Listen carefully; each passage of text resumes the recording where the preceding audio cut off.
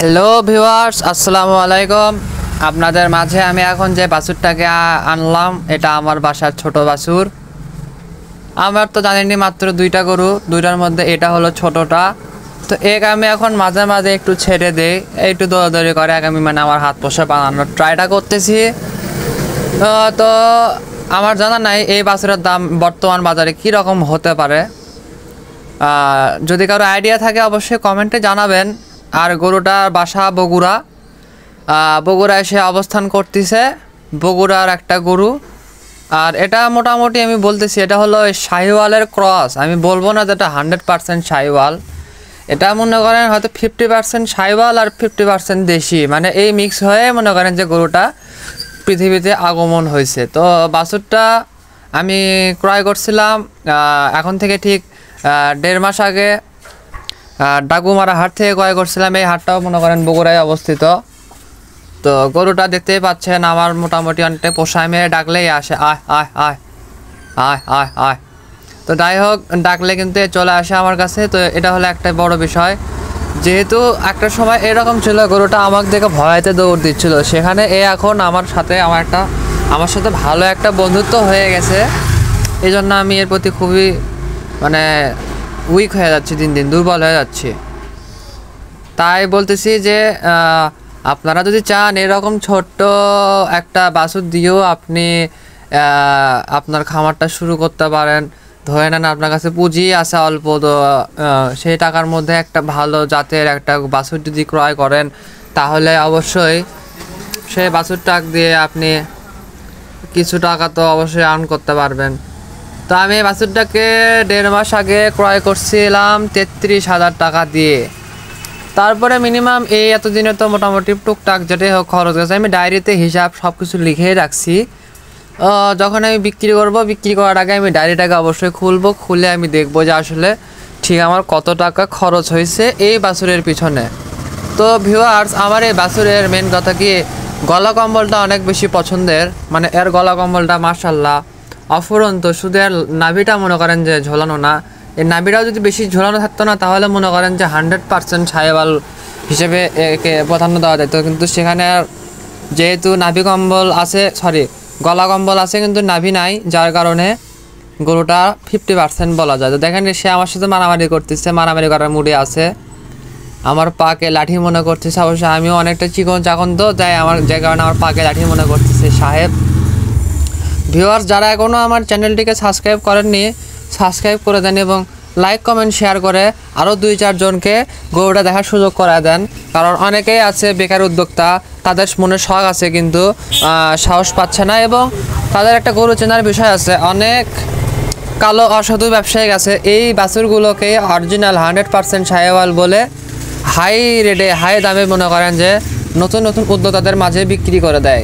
তো তাদের উদ্দেশ্যে একটাই কথা যে আপনারা আমার এই বাছুরের ভিডিওটাকে যত বেশি পারেন শেয়ার করে দেন, তাহলে কি হবে, যারা নতুন উদ্যোক্তা, আমার মতো নতুন উদ্যোক্তা, তারা মনে করেন আর যাই হোক দেখে যদি চিনা থাকে, তাহলে এই কোয়ালিটির গরু 100% হিসেবে জীবনেও ক্রয় করবে না। এই জন্যে আমার ভিডিওটা করা। আর গরুকে যদি মুক্তভাবে ছেড়ে দিয়ে লালন পালন করতে পারেন, তাহলে গরুর অসুখ বিসুখটা কম হয়, গরুর গ্রোথটা বাড়ে, গরু দেখতে সুন্দর হয়। আর বেঁধে পারলে গরুর শরীরটা নোংরা হয়।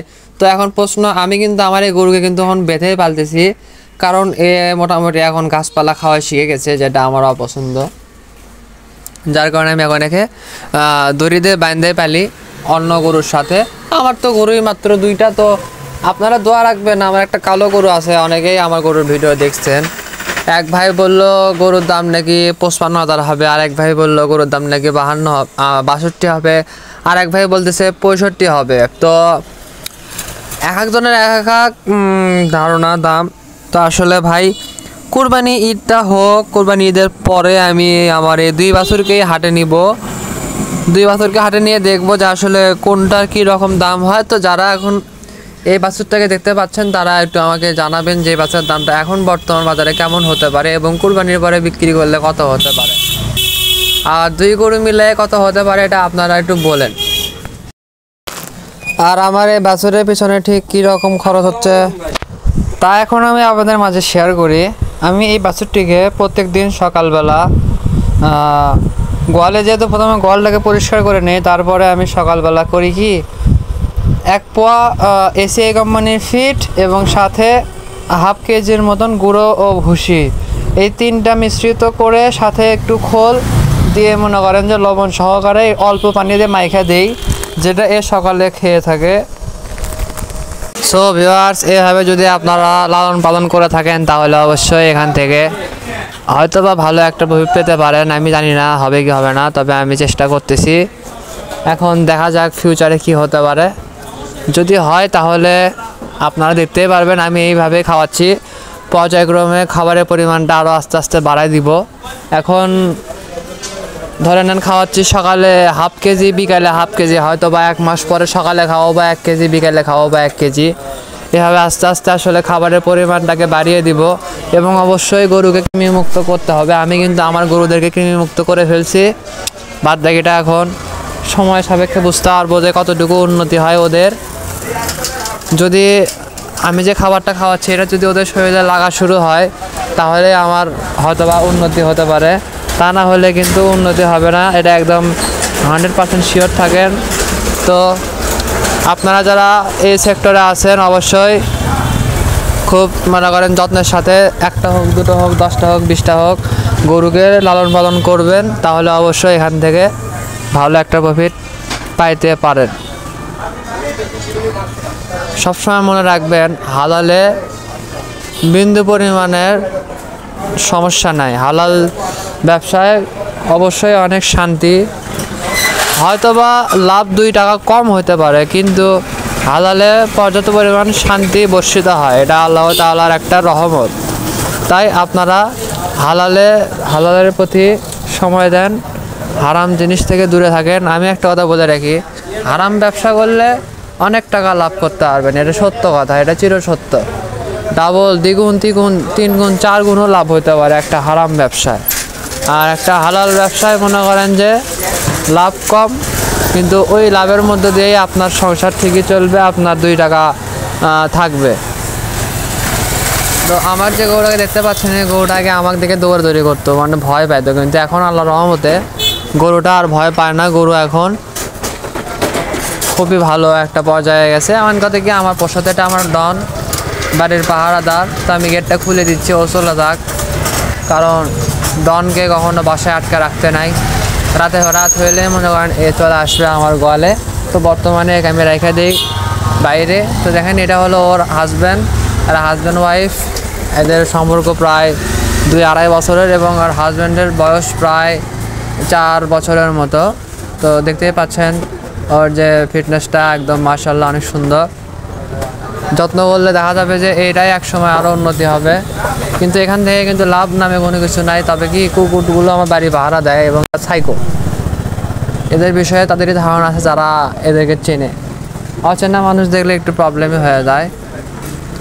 আর এমনটা না যে এদেরকে খাওয়া দিলেই পোষা হয়ে যায়, তাও না, হয়তো লেজ ঠিকই নাড়াবে, কিন্তু মস্তিষ্ক যদি গরম হয়ে যায় তাহলে আপনার উপরে হামলা করতে পারে, বলা যায় না।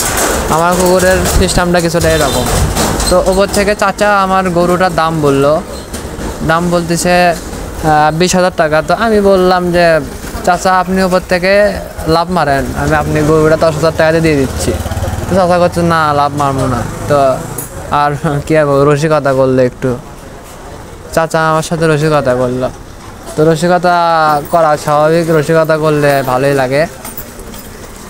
তো দেখতে পাচ্ছেন গরুটার বর্তমান যে অবস্থাটা আপনাদের মাঝে আমি শেয়ার করতেছি। এখন আমি কি আর করবো, কোনো কিছু বুঝেছি না, ট্রাই করতেছি আসলে কি আমার চেনে, আমি ডাকলে কি আসে নাকি, এই বিষয়টা আমি একটু নোটিস করতেছি। তো আসলে খুব একটা যে পোষা তা কিন্তু না, আমি ডাকলে কিন্তু আসে তাও কিন্তু না। অতএব কি ধরে নেন চেষ্টা করতেছি পোষা বানানোর, যদি এখন পোষা হয় আলহামদুলিল্লাহ, না হলে নাই। আমি মনে করি মানুষ চাইলে সব কিছু সম্ভব, মানুষ পারে না এমন কোনো কিছু নাই। তো গরু দেখেন খাওয়া দাওয়া করে মনে করেন পেটটাকে টইটুম্বুর করে ফেলছে। গরুর পেটে আর কোনো জায়গা নাই, গরুর যতটুকু জায়গা ছিল এটা মনে করেন একদম ভরাট হয়ে গেছে।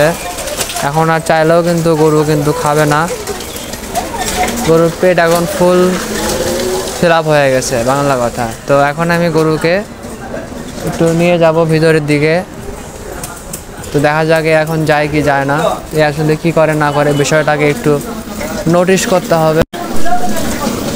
তো এখানে দেখতে পাচ্ছেন আমার মুরগি ছানা, আল্লাহর অশেষ রহমতে মুরগি ছানাগুলো এখনও সুস্থ সবল আছে এবং আমি খুব আশা নিয়ে আছি এই ছানাগুলো যদি বড় হয়, এরা যদি ডিম বাচ্চা শুরু করে তাহলে এখান থেকেও আমি এদের বংশ বিস্তার করবো করে আমার টোটালি শখ আছে, তাও 50 পিস দেশি মুরগি সেট করা।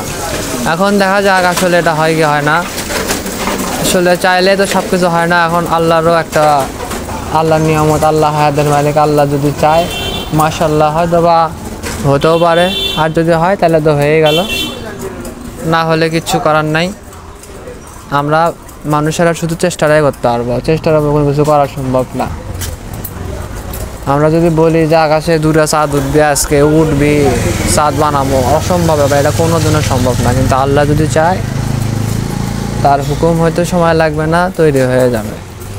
তো এটাই হলো মালিক আর চাকরের মধ্যে পার্থক্য। তা আমরা চাকর মাত্র, নিজেকে সবসময় ছোট মনে করি, এত অহংকার করা ঠিক না। যত নিজেকে ছোট করবেন আল্লাহ আপনাকে তত বেশি উপরে তুলবে, এটাই চিরন্তর সত্য। এটা যদি আপনারা মানতে পারেন তাহলে হয়তো জীবনে কিছু করতে পারবেন, আর না মানতে পারলে জীবনে কিছু করতে পারবেন না, জীবনটা ধ্বংস হয়ে যাবে, একদম ধ্বংস হয়ে যাবে। এখন আপনাদেরই ভালোবাসা, যারা এখন আমার চ্যানেলটিকে সাবস্ক্রাইব করেননি তারা চাইলে আমার চ্যানেলটিকে সাবস্ক্রাইব করে দিতে পারেন এবং পাশে থাকা বেল আইকনটিতে ক্লিক করতে পারেন। বাদ বাকিটা আসলে আপনাদের ইচ্ছা, কি হবে না হবে এটা আসলে বলা মুশকিল, যা আছে কপালে তাই হবে। আপাতত আপনাদের মাঝ থেকে আমি বিদায় নিচ্ছি। আর এগুলো হলো আমার এই কবুতর পার্টি, এরা খুব ভালো জাতের কবুতর, ভালো মানের কবুতর। এই কবুতরগুলো লালন পালন করলে অবশ্যই এখান থেকেও কিছু পাওয়া সম্ভব, তবে এখন নয়, 100-150 পিস যখন হয়ে যাবে তখন এখান থেকে 2-1 টাকা আর্ন করা সম্ভব। কারণ এই জিনিসগুলো অল্প থেকে বেশি একটা মানি আসে না, এটা অবশ্যই আপনাদেরকে বুঝতে হবে। অল্প জিনিসের অল্প লাভ, বেশি জিনিসের বেশি লাভ, এই কথাটা সবসময় মাথায় রাখতে হবে। তো আপনাদের সবাইকে অভিনন্দন, আপনারা যারা এই ধরনের কাজ করতে চাচ্ছেন তাহলে তারা শুরু করে দেন, বসে না থেকে আজকে থেকেই শুরু করেন, কারণ কাল হয়তো বা এই কাজের টাকাটা নাও থাকতে পারে, কোনোভাবে যদি শেষ হয়ে যায় বলা যায় না। তো আপনাদের জন্য অসংখ্য ভালোবাসা, সবাই ভালো থাকেন, সুস্থ সবল থাকেন। যদি আমার চ্যানেলটিকে সাবস্ক্রাইব না করে থাকেন সাবস্ক্রাইব করে দেন, ফলো না করে থাকলে একটা ফলো দিয়ে দেন, যে যেখান থেকে দেখছেন সেটাই করেন এবং দয়া করে কেউ আমার ভিডিওতে ডিসলাইক করবেন না। আসলে ভাই যাদের খারাপ লাগে থাকে তারা ডিসলাইক করুক, কোনো সমস্যা নেই, যার যেটা মন চায় করুক। সবাই ভালো থাকেন, আল্লাহ হাফেজ।